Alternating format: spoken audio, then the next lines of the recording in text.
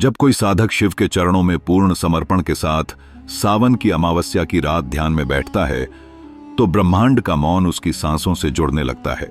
यह वही क्षण होता है जब भीतर की तीसरी आंख, द इनर आई, एक सूक्ष्म कंपन में जागती है। कोई मंत्र नहीं, कोई शब्द नहीं, बस साइलेंस।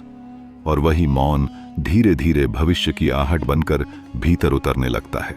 प्राचीन ग्रंथों में उल्लेख है कि सच्चा शिव भक्त समय की रेखा से परे देख सकता है। जब उसका मन ध्यान में लीन होता है वह लिनियर टाइम को ट्रांसेंड कर जाता है। उस स्थिति में साधक न भूत में होता है न भविष्य में, वह केवल कॉन्शियसनेस होता है। और जब चेतना शुद्ध होती है तो उसमें भविष्य के चित्र बिना बुलाए उतर आते हैं। कभी किसी संत ने किसी की मृत्यु पहले ही बता दी हो या किसी साधक ने किसी आपदा की भविष्यवाणी कर दी हो।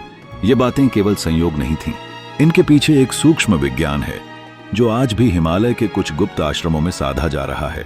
वहां हर वर्ष सावन मास में विशेष ध्यान प्रक्रियाएं की जाती हैं जिनका उद्देश्य है तीसरी आंख की पूर्ण जागृति।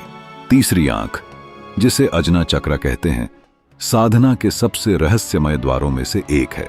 शिव स्वयं इसे त्रिनेत्र कहते हैं, जो न केवल देखने के लिए है बल्कि जानने के लिए है।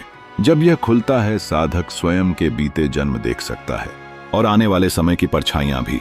सावन का महीना केवल जल चढ़ाने का समय नहीं बल्कि चेतना के गहरे विस्फोट का अवसर होता है।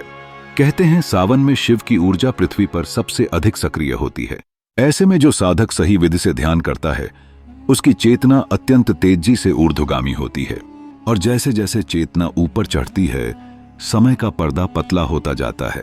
आपको जानकर आश्चर्य होगा कि कुछ संतों ने केवल शिव मंत्र का जप करके ऐसी स्थितियां प्राप्त की जहां उन्होंने लोगों का भविष्य देखा और वो घटनाएं एक एक करके घटित भी हुईं।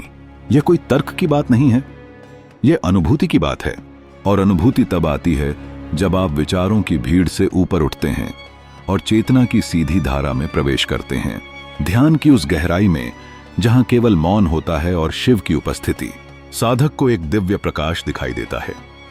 वह प्रकाश भविष्य की झलक नहीं बल्कि एक टाइमलेस लाइट होता है।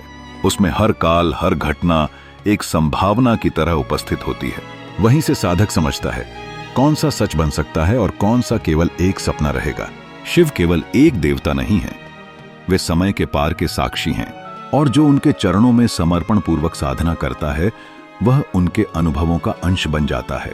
ऐसे साधक न ज्योतिष पर निर्भर रहते हैं न भविष्यवाणियों पर, क्योंकि वे स्वयं एक सीयर बन जाते हैं। तो इस सावन अगर आप भी एकांत में, मौन में शिव का ध्यान करें तो शायद आपकी चेतना भी किसी भूले हुए भविष्य की खिड़की खोल दे।